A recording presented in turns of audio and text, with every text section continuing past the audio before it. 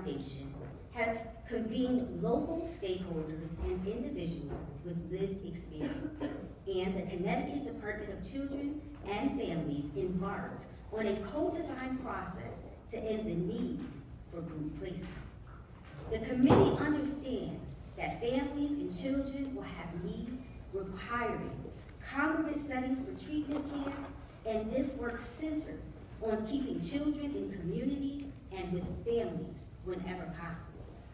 Grounded in data, the co-design team conducted interviews with stakeholders with diverse experiences and perspectives, group home providers, families, children, legal representatives, and educators to reimagine how services and supports for children and families can be improved. We do this work to ensure that all voices are heard, and most importantly, to provide a solution-driven process based on data, experience, and inclusivity. I introduce to you now David Jackson to help us paint a picture of the work. David is an artist who combines the arts with his administrative council background. He is an art instructor, adjunct professor, and advisor at Connecticut State Community College, Tufts. David sat in on much of this exploratory process and listened to what was being said through conversations, discussions, and interviews, creating a storytelling artwork entitled Beacon of Betterment.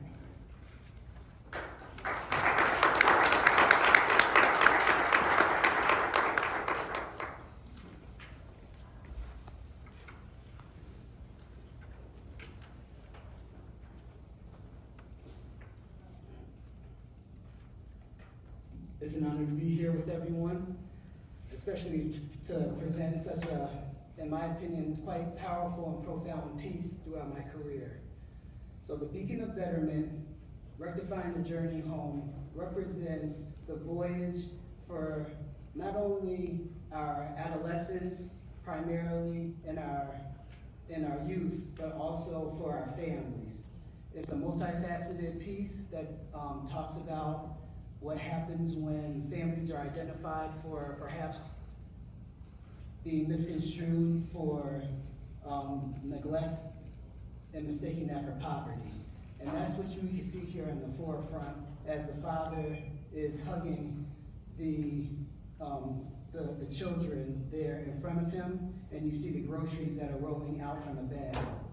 A lot of stories that took place talked about the need to work multiple shifts, to be stretched of your resources, and also be confused on how to appropriately and adequately provide for the roof over your children's head, as well as provide for their needs emotionally, and also being there for pickups and providing after-school care. If we concentrate towards the sea, where it's an analogy for an area of desolence, right? Where children can feel lost, where they can feel abandoned, and where they have limited resources themselves to be able to work with. You can see the young lady in the forefront who's pleading for help. She doesn't know which way she's going, right? She's trying to swim back to shore. However, up above, over in the corner, we have the North Star, right? We have what could be a sunset or it could be a sunrise, depending on your perspective.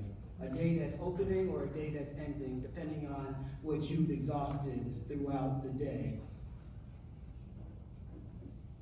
She is close to the juvenile justice system, which Tracy just shared a very powerful story on how that connection is often overlooked, right? Where there's that pipeline that's there that leads children who are just looking for a home and looking for sustainability and looking for a place to belong where they can get lost in the sea. One of the most powerful stories was about clinical treatment, right? And that's why there's a few folks on that ship that is crashed over there on the corner of shore in that green boat. A lot of youth will get placed into clinical treatment because that's the only place that they can go.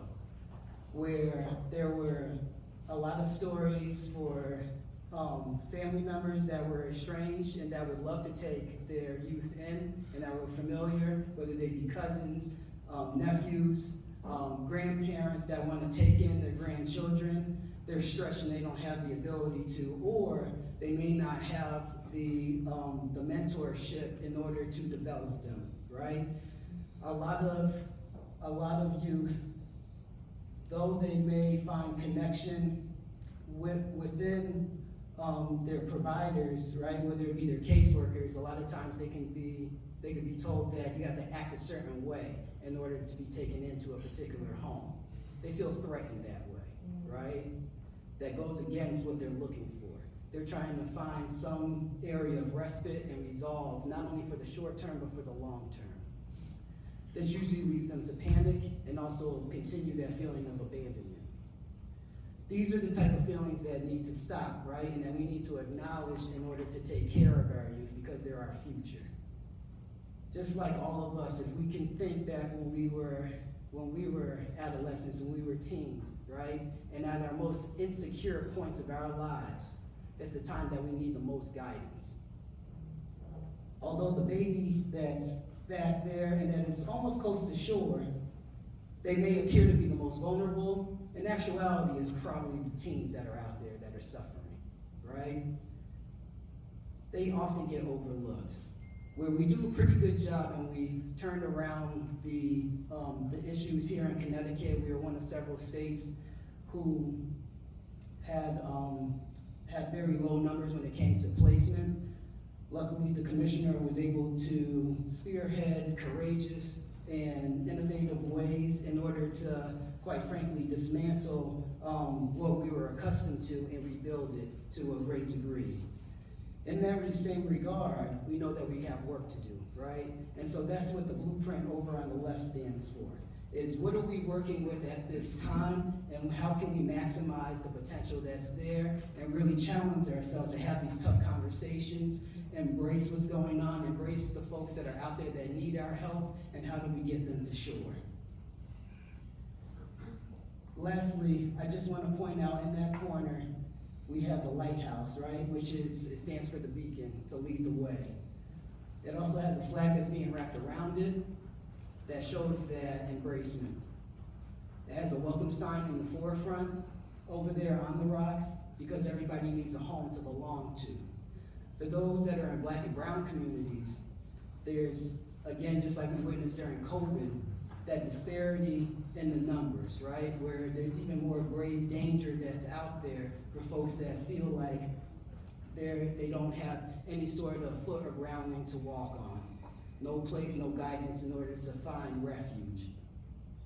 So in this piece, you can see that they're all scattered and it's very multicultural, but we can't overlook the fact that a lot of those that are of disenfranchised backgrounds are the furthest from heading over to their destination, whether they know it or not, right? So some are swimming by hand, some are just trying to stay afloat, some are complacent on where they are. But ultimately, we all know, just like they know deep down inside, they need a home and a place to belong.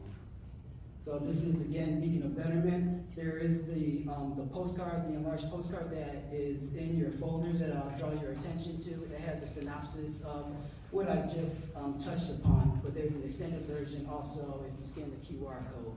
I invite you all to reflect on this, to reference it whenever you need a reminder of the work that is to be done out here, and also not to belabor it, but also some of the work that has been done, right? That comes through an exchange of truths, and as long as we concentrate on what we're trying to do to reunite families and create that place of belonging, I think that we're heading in the right direction.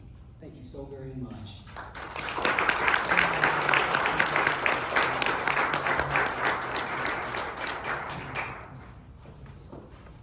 Thank you, David.